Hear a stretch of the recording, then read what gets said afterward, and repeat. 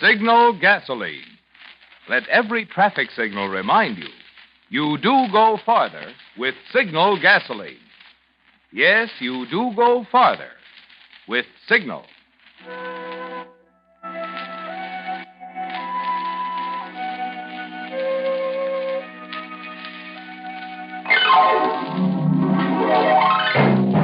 The Signal Oil Company and your neighborhood Signal dealer bring you another curious story by The Whistler. Tonight, X marks the murderer.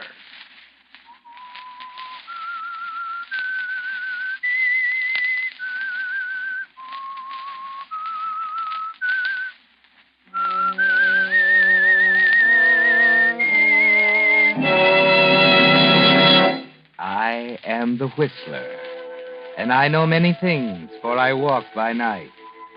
I know many strange tales hidden in the hearts of men and women who have stepped into the shadows. Yes, I know the nameless terrors of which they dare not speak.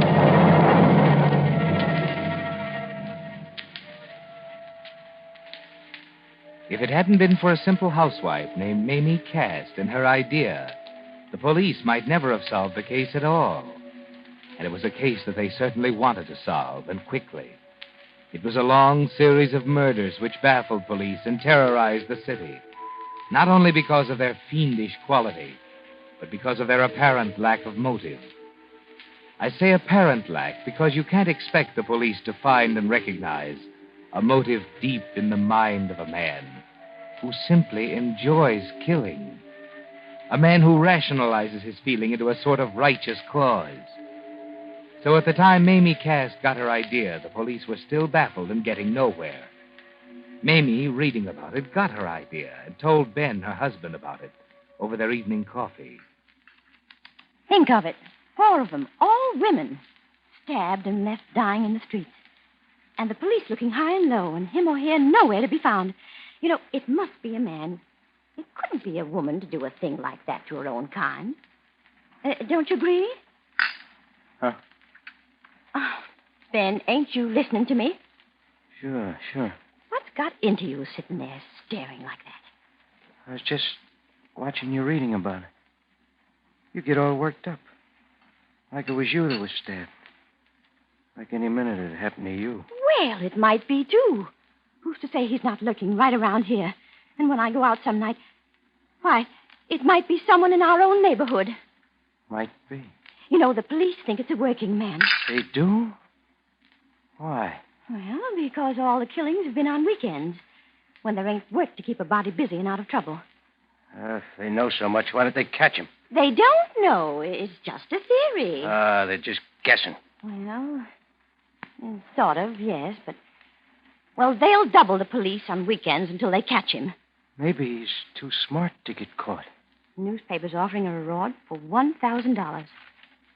It says, this paper will pay $1,000 to anyone who can offer a clue which will lead to the arrest and conviction of the monster who's terrorizing the city. Monster?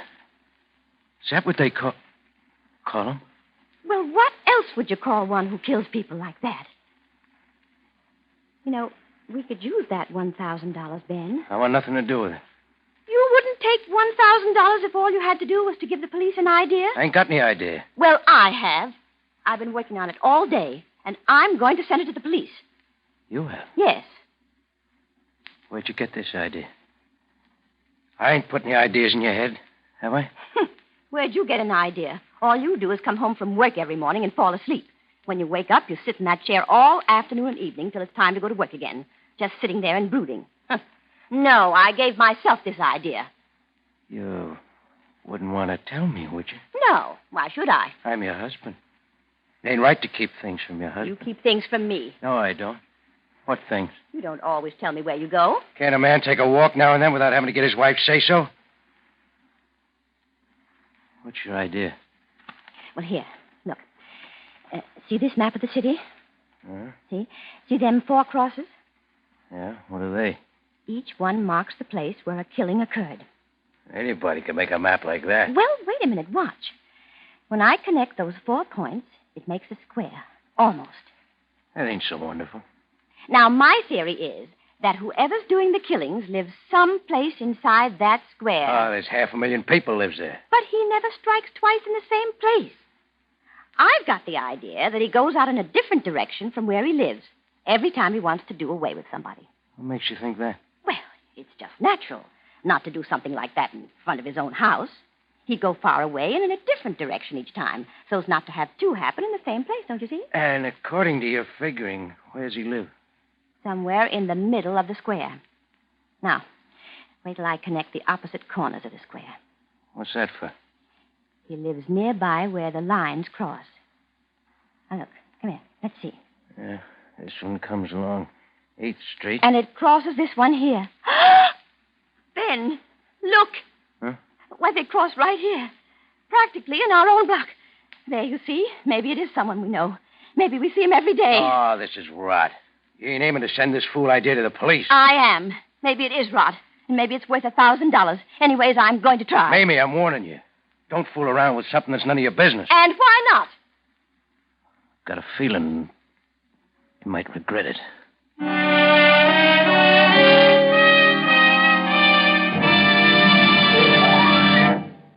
Now it can be told is on everyone's lips these days, with all sorts of news breaking. For wartime security, American industry has had to maintain secrecy about many of its most amazing projects. For instance, Signal Oil Company, who brings you the Whistler each week, would like to have been able to tell you about Signal's new super fuel as it was being developed. For during the last few years, petroleum chemists have found ways of completely changing the composition of gasoline, giving new performance undreamed of before the war. But the big news tonight is that soon these ingredients that have been helping us win the war will be in a new Signal gasoline.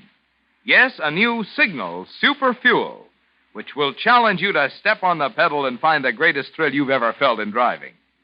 You'll soon find this new Signal super fuel at your friendly neighborhood station, displaying Signal's yellow and black circle sign. Meantime, while you're waiting for the announcement, keep your car filled with Signal. Keep enjoying genuine Signal quality, which today, as for the past 14 years, means the finest in petroleum products and service that money can buy. And now, back to the Whistler.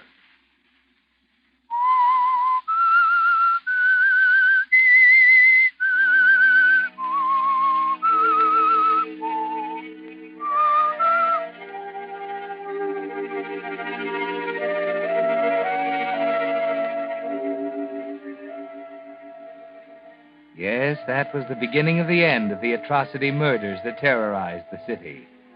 Mamie Cast had an idea, and in spite of her husband Ben's objection, she sent it in to the police. That was on a Tuesday, and all day Wednesday she waited for somebody to call her. But of course they didn't.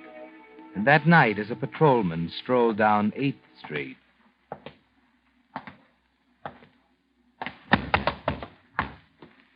Blast it. Now, what's this? Hey there. There's no place to go to sleep. Come on, get up. Come on, I'll get up. I'll give you a hand. Come on up. You come. Hey, something wrong here. Mother in heaven. Another one.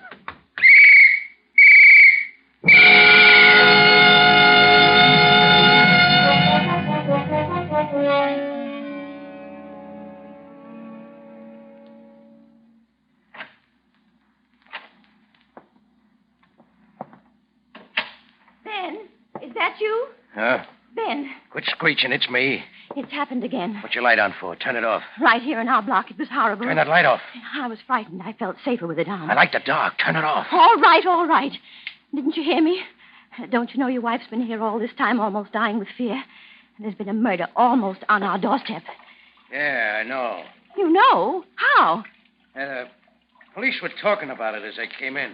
What's the water faucet running for? I'm washing my hands. Never knew you to do that before. I thought you washed up at the factory. Can't a man wash his hands when they need it? Get me some brandy. Brandy? At this hour in the morning? Yeah, I'm tired. Done in.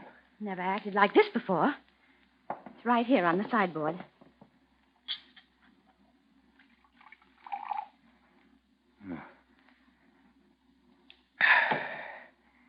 Yeah, it's better. Yeah, you better have some. I will have a drop. Now what do you think of your fine theory? This time it didn't happen on a weekend. I wonder why. All the others did. You said he lived in this block, went far away in a different direction. Maybe you ain't so smart after all. You better stick to your dishes and housework and not dream about rewards. I'll dream if I want to. And if I get another idea, I won't tell you about it. I'm going to bed. Will you be coming? Pretty soon. I'll be along as soon as I wash my hands.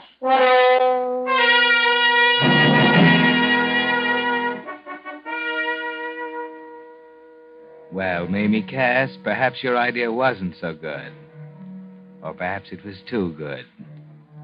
At any rate, you've almost forgotten about it since the latest murder. Besides, the police rarely pay attention to such unsolicited theories as yours. Except in this case, they're getting desperate. I know, Commissioner. It's been over a week since the last killing. I've got every available man on duty. Shane, we've got to solve this one. The papers are howling for an arrest. So is the mayor. I know, but frankly, we haven't got a clue. There's no motive, no connection between killings. It's pretty baffling. All we can hope is that somebody will come up with something. Now that the papers have increased the reward to $5,000. Well, Shane, do your best. Goodbye. Goodbye, sir. Sergeant Smith. Yes, Captain. Anything in those letters? Oh, they're the usual. 6 people write confessions. As many more will say who's guilty if we'll pay the reward first. And every other convict in prison offers to catch the murderer if we'll set him free. By the time you read them, you'd swear there are more screwballs. Now, think carefully. Was there any one letter which you gave a second thought? Say one that you even started to show me, but then decided it wasn't worthwhile. Well, out of the whole pile, there was only one letter that made even an impression. Yes? A woman by the name of Mrs. Cass wrote that if the 4 points at which a murder occurred were connected, well, they formed a square, and that the guilty man probably lived someplace inside that area. Everybody, including the police, noted that. It was suggested in the newspapers. Well, she narrowed it down to the place where 2 diagonals of the square intersected. X marks the spot. We arrest the man who lives at the point, and the X case is solved, huh? But here's what makes me remember the letter. It was dated the 23rd. And the next murder took place the next night within 100 feet of the point where the lines intersected. Yes, it's a coincidence. Leave the date on my desk, and I'll make a check when I can find the time.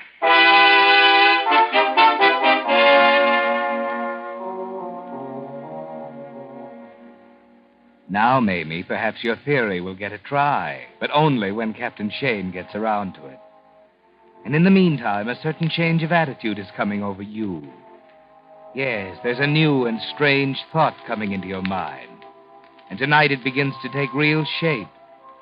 When Ben went to work tonight, he forgot his lunchbox. So you follow him to the factory to deliver it. After all, he'll get pretty hungry before morning. Are you the timekeeper? Yes, ma'am. What can I do for you? My husband went off and forgot his lunch, and I'm bringing it to him. Oh, what's his name? Cast. Ben Cast. He's in the grinding shed. I-J-K. Cast. Ben, yeah. But he didn't punch in tonight. You mean he ain't here? That's it. He's not working tonight. But he always goes to work. Maybe he's got a date with a blonde. He, ain't stayed away before, has he? Now, wait, and I'll check. Ain't supposed to, but seeing you're his wife, I guess it's okay. No, he's pretty regular. Missed only once before this month. When was that? Last week. Wednesday it was. Last Wednesday. No! Not Wednesday. Well, here's the card. Clock doesn't lie. Hey, what's the matter? You look pale. You ain't going to faint. Wednesday!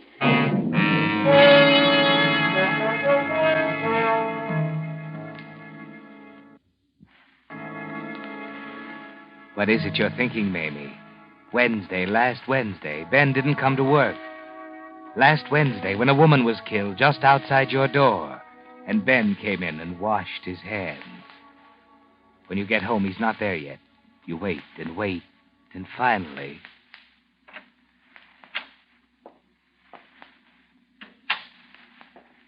Ben. Huh? You still up? Yes. There's Been another?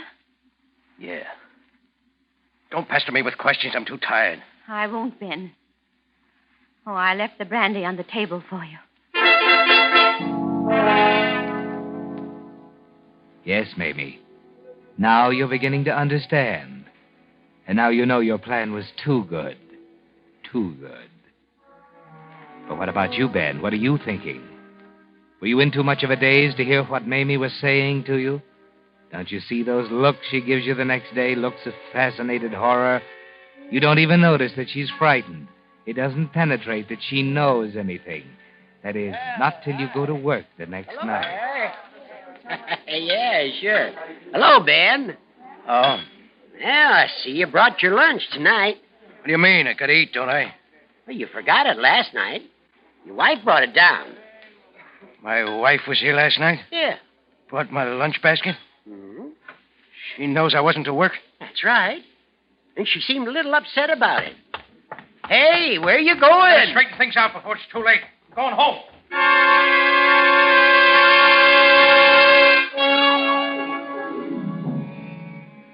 Yes, Ben, now you know.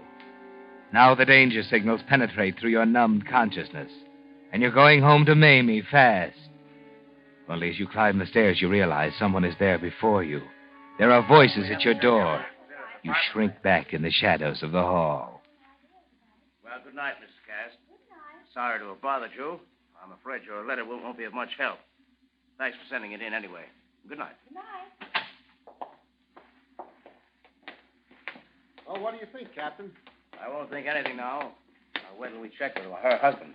She seemed frightened. Almost in a daze. Well, you can't blame her. First a murder nearby, and then the police calling on her.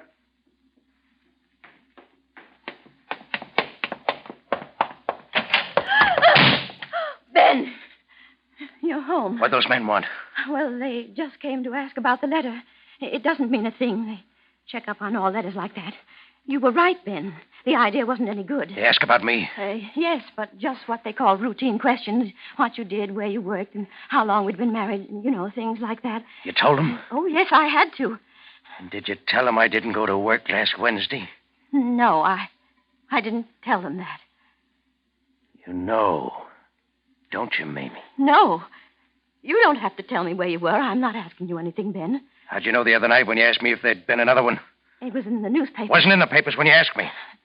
Then it wasn't in the papers when you told me. It's you. You're the monster. No, don't call me that. No. I'm not. Monster. That's what you are. You, a woman who'd sell her husband for $1,000. I never said a word. You. Ben, please, put down that knife. You. I swear I'll never say a word. I'll never tell a soul. You've set the police on my trail. No. They'll go to the factory and find I wasn't at work. And they'll be like a pack of hounds sniffing and baying at me and let me have no peace. I can save you, Ben. I know I'm only a woman, but I can throw them off the scent. How can you? It don't prove anything. You're not being at work. And when they come back to check, I'll tell them you were with me every minute of the time. Don't you see, Ben? You need me. I need you. Yes, more now than you ever did. You need someone who can swear to where you were those nights you weren't at the factory. I'm the only one who can do that. And the only one who will do it. Yeah, that's right. I'll have to tell him I was someplace. But you'll have to have someone to back you up. You're not going to turn me in? No. You can put that knife down now, Ben. I won't ever tell. I'm your alibi now. Without me, you haven't a chance. I'm your alibi.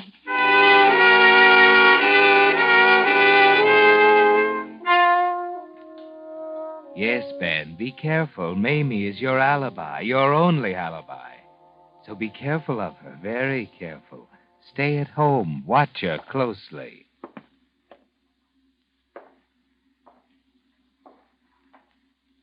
Ben, can't you stop pacing up and down? That's all you've done for 3 nights now.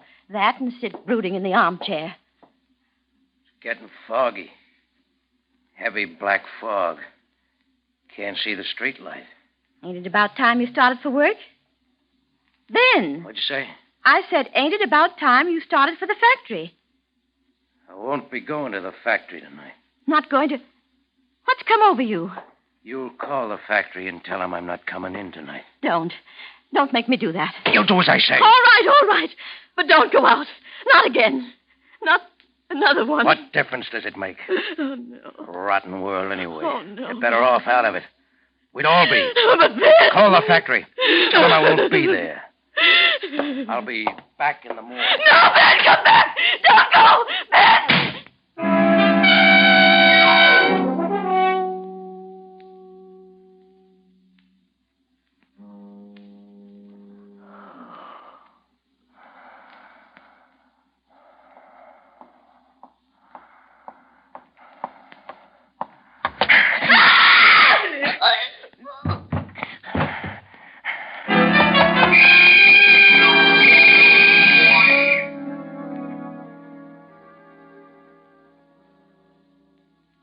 So the monster struck again.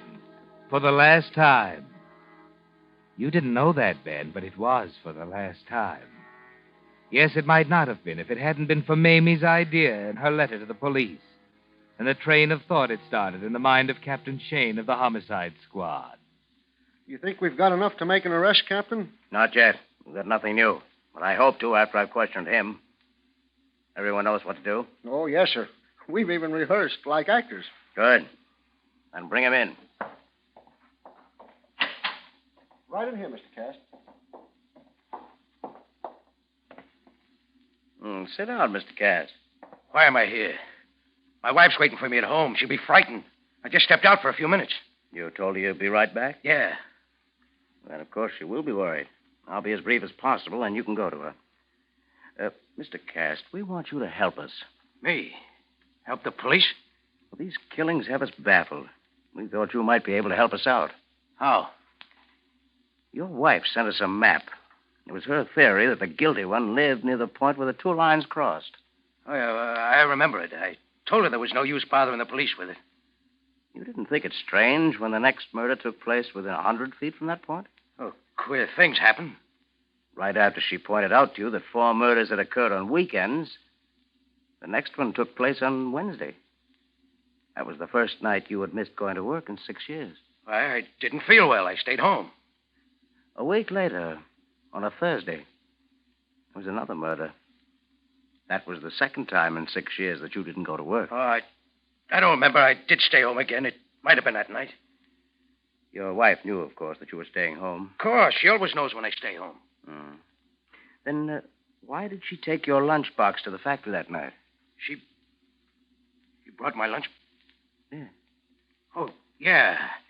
Yeah, I remember. When I got to the factory, I found I'd come off without my lunch, so I went back after it. And when I got home, it wasn't there, and I knew my wife had taken it to the factory. I waited for her to come home, but she took so long I didn't bother to go to work. I stayed home. Tonight, about an hour ago, a woman was killed. And tonight you weren't at work, Mr. Cast. Where were you an hour ago? I was home. I was just leaving on an errand when your men come up and asked me to come down here. Oh, I'm sorry. My man must have thought you were coming home, not leaving. That's a very serious mistake on your part, Sergeant Schmidt. You must be more careful about such things. I'm awfully sorry, sir. I accept my apologies, Mr. Cast. Now, Mr. Cast, we're not questioning your word, but I'm sure you'll agree that you'll be in a better position if you could prove just where you were. By that, I mean, have some witness who could swear that he saw you. You mean an alibi? Yes, that's right. My wife will prove everything I say is true. And where will we find your wife? Why, at home, of course, where I left her. I'm afraid not, Mr. Cast. We tried that, and she wasn't there. Not there? In fact, I think I can safely say that your wife will never prove what you say. Your alibi is worthless, Mr. Cast.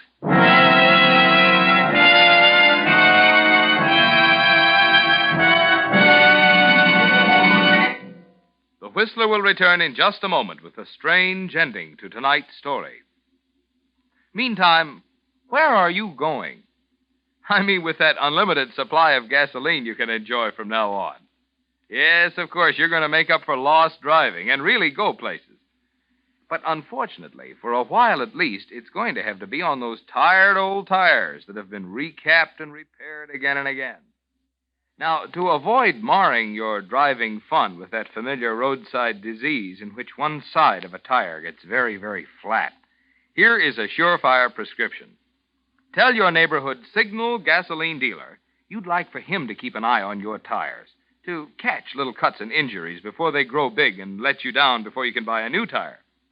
You'll find your Signal dealer is completely equipped to give you the finest in modern tire repair, whether it's a small patch or a full recap.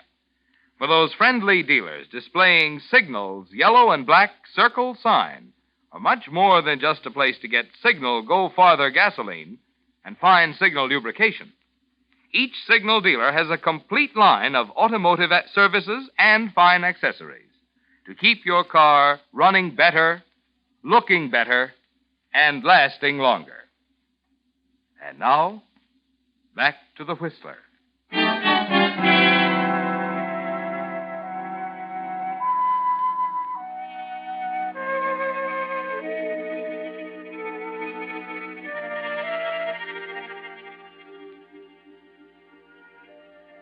Well, Ben, you've come to the end of the road. Captain Shane says your alibi is worthless. You can't understand it because you were so sure that Mamie would stand by you. But you're trying to get it through your dull consciousness as the captain explains it to you. You see, Mr. Cast, when I talked to your wife, I was struck by the fact that she was so frightened. Much too frightened. When I checked up on you and found out about your absence from work, I began to understand why. She was afraid of you. Me? But Mamie was... I came back again to check with her. You came back? While you were at work. She swore you had been at home with her, but she was even more frightened. Then I knew that she not only feared you, but loved you enough to protect you. And I knew that unless she broke down and helped us, we'd never be able to prove that you were the guilty man. Me? Well, I don't know what you mean. I think you do, Mr. Cass. And I think now that we can prove it. Now that your alibi is gone. What have you done to Mamie? Where is she? Right outside, Mr. Cast. Sergeant, bring in Mrs. Cast. Yes, sir. In here.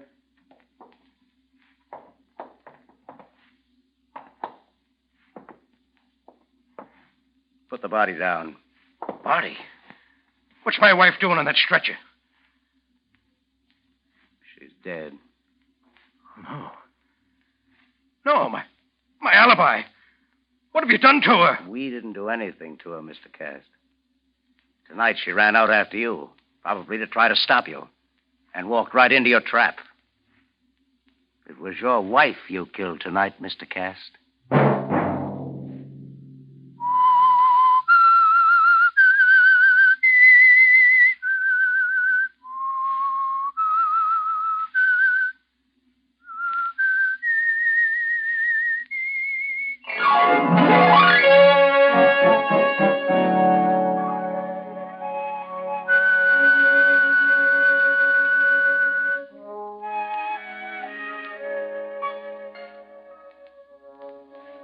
Next Monday at 9 o'clock, The Whistler will bring you another strange tale.